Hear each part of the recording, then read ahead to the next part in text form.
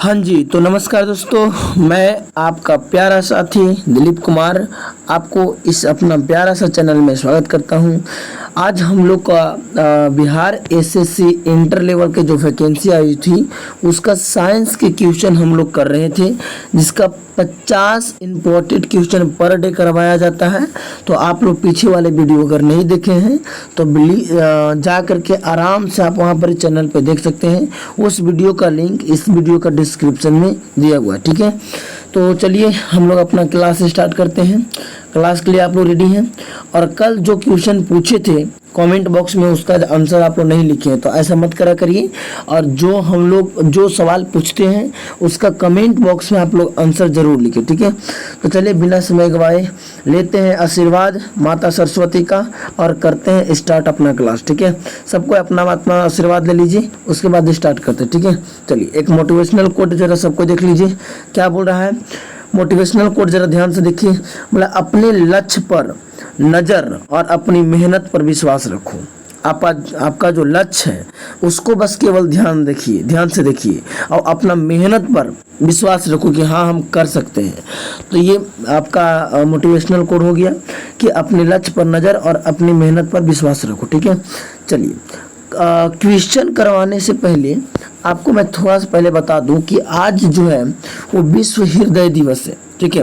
World heart day जो आज है ना वो दिल दिवस भी इसको बोला जाता है, लेकिन ये है हार्ट डे, यानी 29 सितंबर को हार्ट डे मनाया जाता है, ठीक है। अब आप लोग को लगा सर ये क्यों मनाया जाता है, ये होता क्या है, तो इसका सारा व्याख्या वगैरह दम देखो इस यहाँ पे लिखा हुआ, ठीक है। गौर से पढ़िएगा इसे। विश्व हृदय दिवस, ठीक है।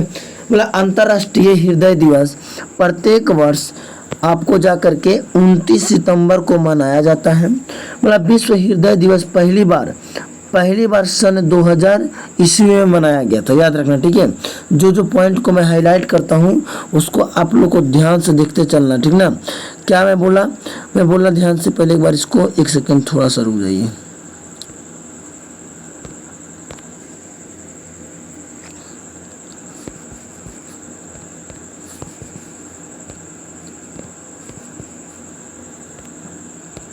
देखिए ये हो गया 29 सितंबर को विश्व हृदय दिवस, और पहली बार कब, तो सन 2000 ईस्वी में पहली बार मनाया गया था, ठीक है। जो इम्पोर्टेंट बस केवल वही बातों को देखिए। उसके बाद बोला यह हृदय रोग के बारे में जागरूकता फैलाने के लिए एक अंतर्राष्ट्रीय अभियान है। जैसे क्या हुआ था ना कि एक ऐसा समय आ गया था जिसमें पूरी दुनिया को हृदय से संबंधित बीमारियां जो हो रही थी उसको बताना था कि मतलब नहीं हृदय से बीमारियां फैल रही है, ये करना है वो करना है। मतलब हृदय संबंधित बीमारियां फैल रही थी पूरा विश्व में, तो उसका बचाव क्या हो सकता है, उससे क्या बचने को उपाय है, मतलब उसके बारे में जागरूकता फैलाना कि हृदय के बारे में कि ये ऐसा चीज़ है, इसको बचा के रखिए, इसके लिए बीमारी फैल रही है। तो उसी लिए 29 सितंबर को ही मनाया गया था ये पहली बार सन 2000 ईस्वी में, ठीक है। अगला मतलब 1912 में दुनिया भर के नेताओं ने सन 2025 तक इस बीमारी का 25% कम करने का फैसला किया है, ठीक है। चलिए आगे, मतलब विश्व हृदय दिवस रोग के खिलाफ लड़ाई के लिए एक आदर्श मंच है। अब विश्व हृदय दिवस में सरकारी और गैर सरकारी दोनों संगठन हिस्सा लेते हैं। मतलब सरकारी आदमी भी हिस्सा लेता है और जो प्राइवेट आदमी वो भी हिस्सा लेता है। मतलब इस दिन कुछ प्रसिद्ध इमारतें, स्थलक चिन्ह और स्मारक लाल हो जाते हैं ताकि वे इस जागरूकता का समर्थन कर सके, ठीक है। मतलब कुछ बिल्डिंग हो गई, कुछ स्थान हो गया, उसको लाल कर दिया जाता है ताकि मतलब ऐसा लगे कि मतलब लाल जैसे हृदय कैसा होता है, लाल होता है, तो इसीलिए उसको लाल करके, और ऐसा मतलब कि हृदय संबंधित बातों को ज़्यादा मतलब बच्चों के सामने या फिर व्यक्तियों के सामने रखा जाता है, ठीक है। अगला एक स्वस्थ आहार, धूम्रपान ना करना और शराब छोड़ना और शारीरिक व्यायाम आपके दिल को बचाने के लिए आवश्यक कदम है। मतलब आप दिल को अगर स्वच्छ रखना चाहते हैं तो फिर आपको क्या करना पड़ेगा, शराब छोड़ना पड़ेगा, व्यायाम करना पड़ेगा, ये सब दिल को बचाने का उपाय है। तो आज के दिन बस यही होता है, ठीक है। ये कह रहा है जागरूकता के लिए आपको हमेशा एक महान कार्यक्रम आयोजन करने की आवश्यकता नहीं होती है। आप अपने दोस्तों और परिवारों को इकट्ठा कर सकते हैं और न्यूमैन की मेजबानी कर सकते हैं और इसे इस मुद्दे पर शिक्षित कर सकते हैं। मतलब कि कोई ज़्यादा बड़का इसमें आपको नहीं करना है, बस आराम से आप 4-5 दोस्त मिल करके भी इसका आप लोग आराम से मना सकते हैं। ठीक है, चलिए अब 29 सितंबर की बात आया है। तो सितंबर महीना में जो भी इम्पोर्टेड दिवस होती है सबको एक बार रिवाइज करते हैं। ठीक है, चलिए फटाफट हम लोग रिवाइज करेंगे। सितंबर माह में जो भी महत्वपूर्ण दिवस रहेगा सब देखेंगे। ठीक है, तो सितंबर माह में पहला दिवस हो गया आपको ले जा करके विश्व शिक्षक दिवस, जो कि शिक्षक दिवस जो राष्ट्रीय शिक्षक दिवस मनाया जाता है 5 सितंबर को, और अंतर्राष्ट्रीय शिक्षक दिवस बोलेगा तो 5 अक्टूबर को। कब होता है? 5 अक्टूबर को। ठीक है, चलिए अगला देखिए, मतलब ये इसीलिए करवा रहे हैं ना ताकि आप लोग आराम से इसका फ़ायदा उठा सकें। और ये कैसा लगा आप लोग को, स्किल जो लाए वो कैसा है, अगर अच्छा है तो इसको कंटिन्यू करेंगे। ठीक है, और अगर अभी तक आप चैनल पे जुड़े हुए हैं और सब्सक्राइब नहीं किए हैं तो कर लो भाई, और यहाँ पे पर डे वीडियो आता है। ठीक ना, चलिए अगला अंतर्राष्ट्रीय साक्षरता दिवस 8 सितंबर को। केवल ये सितंबर वाला, क्योंकि भाई 29 सितंबर बात आया था ना, इसलिए केवल सितंबर का ये इम्पोर्टेंट त्यौहार बता रहे हैं। ठीक है, अगला हिंदी दिवस इम्पोर्टेंट है। ठीक है, हिंदी दिवस कब मनाया जाता है? तो 14 सितंबर को। कब मनाया जाता है? 14 सितंबर को। ठीक है, ये सब राष्ट्रीय है। ठीक ना, मतलब विश्व बंधुत्व एवं क्षमा याचना दिवस 14 सितंबर को मनाया जाता है। यानी हिंदी दिवस और विश्व बंधुत्व दिवस भी कब मनाया जाता है? 14 सितंबर को। अभियंता दिवस कब मनाया जाता है? अभियंता दिवस हो गया जाकर के आपका, अभियंता दिवस 15 सितंबर को हो गया। ठीक है, अगला मतलब संचयिका दिवस कब मनाया जाता है? संचयिका दिवस तो ये 15 सितंबर को मनाया जाता है। संचयिका दिवस ये इम्पोर्टेंट है।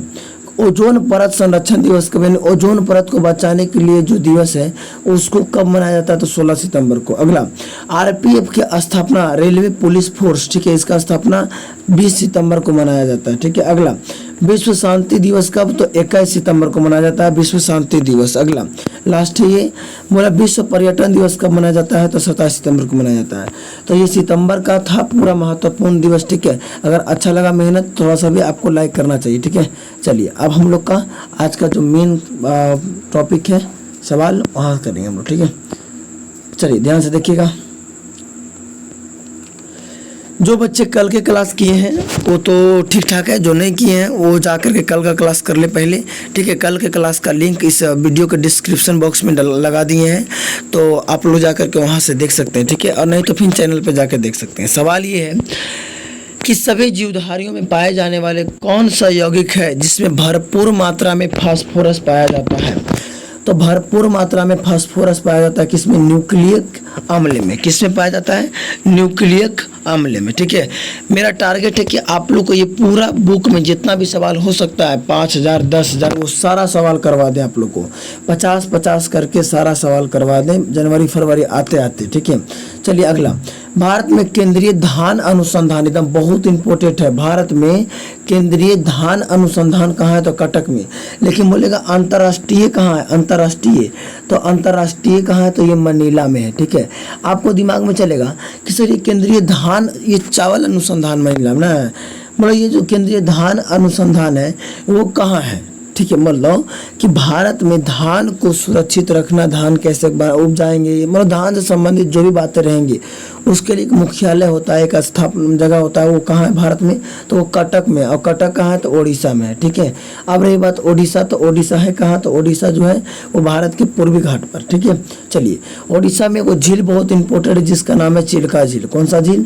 चिल्का झील। ठीक है, चलिए अगला देखिएगा आगे ध्यान से। मतलब किस वैज्ञानिक को प्रकाश संश्लेषण पर कार्य करने के लिए नोबेल पुरस्कार मिला था? साइंस के बच्चे जितना भी रहेंगे वो सब ये सब सवाल को लिखते चलेंगे।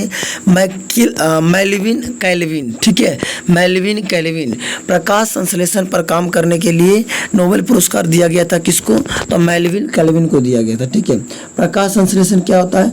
तो प्रकाश संश्लेषण कल ही बताए थे कि पेड़ पौधा सूरज की उपस्थिति में अपना भोजन बनाते हैं और उसको क्या कहते हैं? प्रकाश संश्लेषण कहते हैं। अगला मतलब किस पदार्थ के संचयन से मांसपेशियों में थकावट पैदा होता है? जो नहीं कहते हम लोग यार बहुत थक गए यार, तो किसके ज़्यादा बढ़ जाने से थकान महसूस होने लगता है? तो मानव शरीर में लैक्टिक अम्ल की मात्रा बढ़ जाने से क्या हो जाता है? लैक्टिक अम्ल की मात्रा बढ़ जाने से थकान महसूस होता है। मतलब किन रुधिर कोशिकाओं की मदद से रोगों के प्रति प्रतिरोध पैदा होता है? मतलब कौन सा ऐसा रुधिर कोशिका है जिसके माध्यम से रोग के प्रति प्रतिरोध, मतलब कि बीमारी जितना पीछे, मतलब बीमारी को रोका जा सकता है। ठीक है, तो ये है एक ऐसा रुधिर कोशिका जिसका नाम है लंसीकानु यानी लिम्फोसाइट। ज़्यादा आपको यहाँ इंग्लिश याद रखना है। ठीक है, यहाँ इंग्लिश ज़्यादा याद रखना है, लिम्फोसाइट। ठीक है, देखो बाबू, आप जितना से जितना हो सके आप इसको पढ़ते चलिए। ठीक है, आपको सबके छोड़ के आगे निकलना है तो बाबू आपको पढ़ते चलना पड़ेगा। ठीक है, चलिए आगे देखिएगा। मतलब मानव में लाल रुधिर, ये बहुत इंपॉर्टेंट है, बहुत इंपॉर्टेंट है। अगर कोई 10th और 12th के बच्चे हमारे वीडियो देखते हैं तो ये इसको आराम से लिखेंगे, एकदम बहुत इंपॉर्टेंट क्वेश्चन, एकदम कॉपी और पेन लेकर के। ठीक है, सवाल ये है कि मानव में लाल रुधिर आरबीसी के जीवन अवधि कितना है? तो 120 दिन। जो आरबीसी होते हैं, रेड ब्लड सेल, उसका जीवन काल कितना होता है? तो उसका जीवन काल 120 दिन होता है। ठीक है, अगला देखिए। मतलब सीरा तथा रक्त को ऑक्सीजन के लिए फेफड़ों तक किसके द्वारा पहुंचाया जाता है? तो ये फुफ्फुस नामक धमनी का एक नस होता है जिसका नाम फुफ्फुस। ठीक है, चलिए तो पहले अब यहाँ बताइए कि धमनी से कैसा रक्त, शुद्ध रक्त या अशुद्ध रक्त? कल हम बताए थे, आपको आज कमेंट बॉक्स में बताना है। ठीक है, कि धमनी से क्या रहेगा, शुद्ध रक्त प्रवाहित होगा या अशुद्ध रक्त प्रवाहित होगा? ठीक है, चलिए कमेंट में आपको बताना। अगला, बड़ा कृत्रिम गुर्दा किस सिद्धांत पर कार्य करता है? तो कृत्रिम गुर्दा जो है बबुआ, वो जो है वो ओपेहन यानी कि डायलिसिस सिद्धांत पर कार्य करता है। ठीक है, चलिए अगला। मतलब एक व्यक्ति के आंखों का रंग काला, नीला या भूरा उस वर्ण पर आश्रित है जिसमें पाया जाएगा। तो क्या पाया जाता है? तो ये मतलब आइरिस जो है, यानी जो मानव नेत्र है, मानव नेत्र में जो आइरिस होता है, आइरिस वाला भाग आप लोग देखे होंगे, जो मानव नेत्र होते हैं, मानव नेत्र वाला में क्या होता है कि जैसे मान लेते हैं कि जैसे उतना तो फरिश नहीं बन पाएगा लेकिन कोशिश करते हैं। ठीक है, यहाँ पे मानव नेत्र में यहाँ पे रहता है लेंस। ठीक है, तो जो यहाँ पर वाली भाग है उसको कहते हैं आइरिस। ठीक है, तो आइरिस क्या करता है? तो काला, नीला, भूरा दिखने में ये मदद करता है। ठीक है, आइरिस को हिंदी में कहते हैं परितारिका। अगला, मतलब जब आँख में धूल चली जाती है तो कौन सा हिस्सा सूजकर गुलाबी हो जाता है? मानव के आँख में जब क्या हो जाता है, धूल चल जाता है, तो कौन सा हिस्सा जो है वो सूज करके क्या हो जाता है, गुलाबी हो जाता है? तो वो है नेत्र सलेस्मा, यानी हम लोग कह सकते हैं कंजन कटिवा। ठीक है, कंजन कटिवा। ठीक है, या फिर नेत्र सलेस्मा। ठीक है, सलेस्मला हो जाएगा। ठीक है, चलिए तो ध्यान रखना। इसीलिए जब कभी गर्दा उर्दा जाता है तो देखना ना क्या हो जाता है, तो आँख पूरा लाल हो जाता है। अगला, बच्चे के दूध पीते समय स्तनों में दूध का निष्कासन किसके माध्यम से होता है? जो बच्चा होता है वो माँ के स्तन से दूध जब पीता है तो जो दूध है ना वो शरीर से बाहर निकलता है। तो किस क्रिया से बाहर निकलता है? तो वो है ऑक्सीटोसिन माध्यम से। कौन सा माध्यम से? ऑक्सीटोसिन माध्यम से। ठीक है, अगला सवाल अपना, निषेचन सामान्यतः कहाँ होता है? तो निषेचन जो है वो फिलोपियन ट्यूब में होता है। आपको ध्यान रखना, कहाँ होता है? फिलोपियन ट्यूब में होता है। अब फिलोपियन ट्यूब को हिंदी में क्या कहते हैं? तो डिम्ब वाहिनी कहते हैं। इसको एकदम पक्का लिख लेना, ये पूछा जाने वाला है। ठीक है, क्या बोले? डिम्ब वाहिनी में ये होता है। ठीक है, मेरे सभी बच्चों इसको आराम से लिखेंगे। ठीक है, अगला सवाल, निषेचन कहाँ होता है तो बता दें, फिलोपियन ट्यूब में, हिंदी में बोलते हैं डिम्ब वाहिनी। अगला, कृत्रिम वीर्य सेचन के उद्देश्य से वृषणवीर्य को किसमें संचित किया जाता है? तो द्रव्य नाइट्रोजन में ये संचित किया जाता है। वीर्य समझते हो? मानव नर जनतंत्र के लिंग से एक चिपचिपा पदार्थ निकलता है जिसको क्या कहते हैं? वीर्य कहते हैं। ठीक है, अगला, किस पादप का पुष्प सबसे बड़ा होता है? यानी एक शब्द में बताना है कि कौन सा पेड़ पौधा ऐसा है जिसका फूल सबसे बड़ा होता है। इसका कभी कभी ऐसे भी क्वेश्चन लिखता है कि सबसे बड़ा फूल कौन सा है? तो वह है रेफलेसिया। कौन हो जाएगा? रेफलेसिया। अगला, असत्य फल मुख्य रूप से कौन कौन है? असत्य फल मतलब कि फल तो है लेकिन वो फल के श्रेणी में नहीं, मतलब फल के श्रेणी में तो है लेकिन वो फल नहीं है। तो असत्य फल नारियल और कटहल को फल माना गया। ठीक है, कटहल और नारियल को फल माना गया है, असत्य फल। ठीक है, चलिए अगला, वृक्ष के आयु को कैसे पता लगा सकते हैं? तो वृक्ष के आयु को वलयों को गिन कर, जैसे मान लें कि इस प्रकार से पेड़ है और ये कट गया तो इसमें एक आवरण, मतलब इस प्रकार से एक छोटी छोटी आवरण ऐसे बनल रहता है, तो जैगो वलय रहेगा। जैसे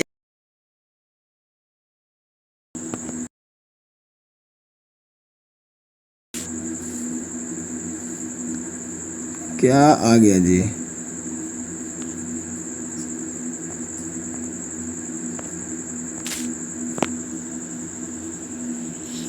चलिए आगे क्या बता रहे थे हम बता रहे थे कि वलयों को गिनकर। अगला, अच्छा मान लेते हैं कोई मिट्टी है, मिट्टी का हमको निकालना है, तो मिट्टी का कैसे निकलेगा ऐसे बताइए? तो मिट्टी का निकलता है कार्बन 14 विधि से। कौन विधि से? कार्बन 14 विधि से मिट्टी के आयु को निकाला जा सकता है। अगला, जल संवर्धन यानी हाइड्रोनोपिक्स क्या है? तो बिना मिट्टी के पादप उगाना, यानी कि वैसा पेड़ पौधा जो मिट्टी के बिना यानी मिट्टी में नहीं रहेगा तब पर भी वो हो सकता है, तो वैसा पौधा को हम लोग कहते हैं जल संवर्धन, यानी वो पानी में होगा। ठीक है, वो पानी में से कमल का फूल, तो कमल का फूल का ज़्यादा से ज़्यादा हिस्सा कहाँ रहता है? पानी पर रहता है। ठीक है, अगला, किस वैज्ञानिक को आनुवंशिकता का पिता कहा जाता है? एकदम गजब सवाल, गजब। ठीक है, आंसर होगा ग्रेगर जॉन मेंडल। कौन होगा? Gregor John Mendel. अगला, किसी बच्चे का लिंग निर्धारण किसके आधार पर होता है? तो पिता के आधार पर होता है। जैसे देखिए मैं एक बात बताता हूँ, नर यानी माता में क्या रहता है? एक्स रहता है, गुणसूत्र में एक्स रहता है, और पिता में क्या रहता है? XY रहता है। ठीक ना, अगर यहाँ से X निकला और यहाँ से भी X निकला तो X और X मिलकर क्या बना दिया? फिर से X बना दिया, यानी कि बेटी बन जाएगा। और यहाँ से भी X निकला और यहाँ से फिर से X से रहेगा तो फिर बेटी, और यहाँ से भी X निकलेगा तो फिर बेटी बनेगी। लेकिन अगर यहाँ से Y कैसे निकल जाएगा? X से लिए हैं तो ये X से आएगा, लेकिन अगर यहाँ से X निकला और यहाँ से Y निकला तो क्या बन गया? बेटा बन गया। ठीक है, तो वही कह रहा है कि अगर हमको बेटा यानी लिंग का निर्धारण बच्चा लड़का है कि लड़की है किसके आधार पर हो सकता है? तो पिता के गुणसूत्रों के आधार। बहुत इंपॉर्टेंट सवाल है। अगला, मनुष्य में गुणसूत्रों की संख्या कितना? संख्या बोला है बाबू, ध्यान रखना, संख्या बोला है तो 46, अगर जोड़ा बोलता तो 23। कितना? जोड़ा बोलता तो 23 और संख्या बोला तो 46। अगला, मतलब जो लोग मक्का को मुख्य अनाज की तरह खाते हैं, मतलब आहार के लेते हैं, उसके शरीर में कौन सा विटामिन की कमी होने लगता है? तो B1। ठीक है, B1 की कमी से कौन सा रोग होता है? बेरी। ठीक है, यानी वैसा कोई आदमी जो मक्का यानी जिसको देहाती भाषा मकई बोलते हैं उसको ज़्यादा मात्रा में खाएगा तो उसके शरीर में क्या हो जाएगा? विटामिन B1 की मात्रा कम जाएगा। ठीक है, अगला, किसी सदिश का परिमाण कभी भी नहीं हो सकता है, तो क्या सदिश का परिणाम कभी यानी वेक्टर का मान कभी भी कितना? ऋणात्मक नहीं हो सकता। अगला, ठीक है, चलिए, कपास रेशा किससे प्राप्त होता है? कपास जो रेशा है वो किससे प्राप्त होता है? तो वो बीजों से प्राप्त होता है। ठीक है, अगला सवाल, मतलब ताजे निकले मूत्र में कोई खास गंध नहीं आती है, बात को समझ लीजिएगा, लेकिन कुछ समय के बाद उसमें अमोनिया जैसे तेज गंध आने लगती है। क्यों? सवाल इसका ये है कि अगर कहीं पर ही कोई कहीं पे कोई स्थान पे अगर कोई मूत्र करता है यानी टॉयलेट करता है तो जैसे ही टॉयलेट किया तैसे ही वहाँ पर ही नहीं गमकेगा यानी नहीं गंध आएगा, लेकिन कुछ समय के बाद वही स्थान पर जब जाइएगा तो वो टॉयलेट जो है वो गमकना चालू हो जाता है। तो ऐसा क्यों? तो करा क्योंकि जीवाणुओं द्वारा यूरिया अमोनिया में बदल जाता है। ठीक है, जो हम लोग सबको पता है कि मूत्र में क्या रहता है? यूरिया रहता है, तो यूरिया जो है वो क्या कहता है? वो अमोनिया में बदल जाता है। ठीक है, अगला, किस मछली में सल्क नहीं होता है? ठीक है, तो वो कौन फिश है? कैट फिश है। ठीक है, चलिए मछली आ गया, तो मछली बताइए कि मछली सांस कहाँ से लेता है? कमेंट में बताना है कि मछली सांस कहाँ से लेता है। ठीक है, चलिए, यानी मछली के श्वसन अंग कौन सा है? अगला, ज़्यादातर मछलियाँ जल में क्यों नहीं डूबती हैं? क्योंकि वातावस्य के कारण। ठीक है, वातावस्य के कारण। अगला, सर्वप्रथम विषाणु को शुद्ध क्रिस्टल के रूप में किस वैज्ञानिक ने अलग किया था? तो W.M. स्टेनले ने। किसने किया था? तो W.M. स्टेनले ने किया था। अगला, ग्रेगर जॉन मेंडल ने किस पौधा को शोध करके कर आनुवंशिकता का सिद्धांत का प्रतिपादन किया था? तो मटर के पौधा। बहुत फेमस क्वेश्चन है, बहुत फेमस, इसको याद रखना। ठीक है ना। अगला, लिटमस किससे मिलता है? तो वो लाइकेन से मिलता है। ठीक है, क्या होता है? लाइकेन से। कल आपको पढ़ा रहे थे लाइकेन यानी कि कवक और शैवाल का पहला प्यार क्या बताए थे कि कवक और शैवाल का पहला प्यार क्या होता है? लाइकेन होता है। ठीक है, यानी कवक और शैवाल आपस में मिल जाएगा तो दोनों मिलकर लाइका बना देगा, तो लाइका से हो जाएगा लाइकेन। ठीक है, तो लिटमस किस में मिलता है? लाइकेन में मिलता है। अगला, अगला सवाल देख रहे हैं। अगला सवाल है कि मलेरिया के उपचार के लिए कौन सा दवा जो है, दवा तो कौन है उसने बोला है, हम बताएंगे आपको, लेकिन ये जो दवा है वो कौन सा पेड़ से निकलेगा, तो सिनकोना के वृक्ष से निकलता है। और दवा का नाम पता है क्या है, दवा का नाम क्या आप लोग बताइए तो, दवा का नाम क्या है? मलेरिया के उपचार के लिए जो दवा है, ठीक है, वो सिनकोना नामक पेड़ से निकलता है, लेकिन वो दवा का नाम क्या है बताइएगा, ठीक है। अगला, अफीम जो एक पादप उत्पादन है, ये किसमें पाया जाता है, तो ये सूखे लैक्टस से होता है, ठीक है। चलिए आगे,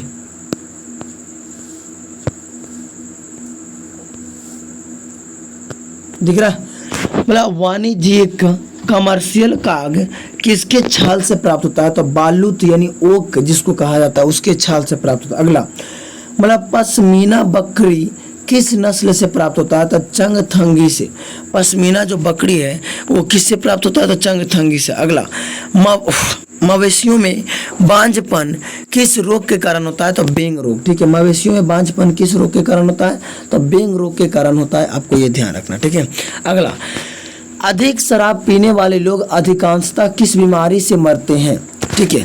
जो वैसा लोग जो ज़्यादा शराब पीता है उसको कौन सा बीमारी होने के डर रहता है और कौन सा बीमारी से मरता है, तो वो सूत्रण रोग है या फिर सिरोसिस रोग कह सकते हैं, जिसके से वो उसका मौत होने का चांस रहता है। अगला, राइजोबियम किसका कार्य करता है, तो यह प्रोटीन का संश्लेषण करता है। बहुत इंपॉर्टेंट है, बहुत इंपॉर्टेंट। हम जिसको बोल देते हैं कि ये इंपॉर्टेंट है उसको गौर से याद रखल करना, ठीक है। राइजोबियम जो है वो किसका संश्लेषण करता है, तो वो प्रोटीन का संश्लेषण करता है। किसका करता है बाबू, तो वो प्रोटीन का संश्लेषण करता है, ध्यान रखना, ठीक है।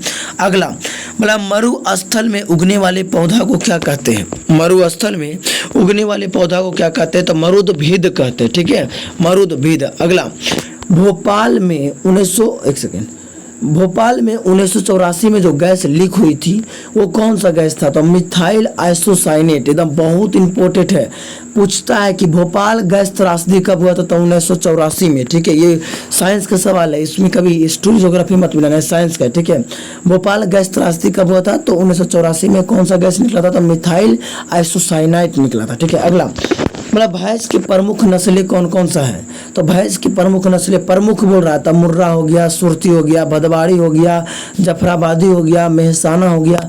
नस्लें मैंने क्या होता है, तो भैंस जो है ना कई प्रकार के होते हैं और कई जगह के आधार पर अलग अलग प्रकार में बांटा गया, तो उसको हम लोग बोलेंगे नस्ल, ठीक है।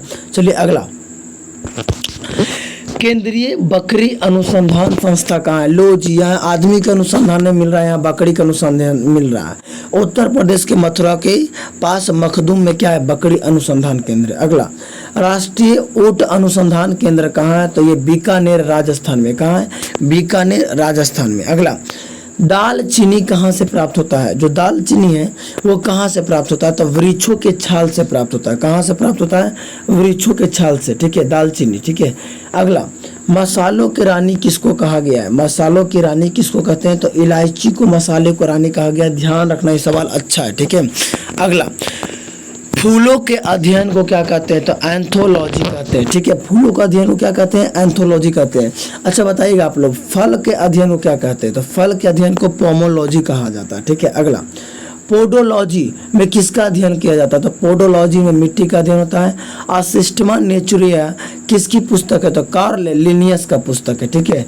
चलिए अगला देखिएगा, दूध से दही के रूप में जमने का कारण क्या है, तो लैक्टोबैसिलस की मात्रा बढ़ जाने के कारण क्या होता है, दूध से दही जम जाता है, ठीक है। लैक्टोबैसिलस में क्या, देखो लैक्टो आ रहा है, तो याद रखना कि दूध और दही में कौन सा अम्ल पाया जाता है, तो लैक्टो से लैक्ट्रिक अम्ल, ठीक है। अगला, विषाणुओं में क्या होता है, तो विषाणुओं में बाबू, विषाणुओं में क्या होता है, तो न्यूक्लिक एसिड और प्रोटीन होता है, ठीक है। चलिए अगला, जंतुओं में होने वाले फुट एंड माउथ रोग किसके कारण होता है, तो वो विषाणुओं के कारण होता है, ध्यान से आपको देखना, ठीक है। अगला, बोला किस शैवाल से आयोडीन प्राप्त होता है, तो ये हो जाएगा लीमेनेरिया से क्या होता है, शैवाल से आयोडीन प्राप्त होता है। आपको आंसर बताना, क्वेश्चन बताना है, ओहो क्वेश्चन तो हम बताएंगे, आंसर बताना है कि आयोडीन के कमी से कौन सा रोग होता है, ठीक है। आयोडीन के कमी से कौन सा रोग होता है, ठीक है। कमेंट बॉक्स में कमेंट करना है, ठीक है। चलिए तो विश्व हृदय दिवस का सभी को ढेर सारा शुभकामनाएं और खुश रहिए, मस्त रहिए, स्वस्थ रहिए, व्यस्त रहिए और मिलते हैं आप लोग से अगले दिन। ठीक है, ये आप लोग का 50 इंपॉर्टेंट क्वेश्चन था, कितना सही किया आप लोग ज़रूर बताइएगा। ठीक है, और कल के वीडियो के लिए इंतज़ार करिएगा ज़रूर। ठीक है, चलिए, thank you so much, good night सभी को।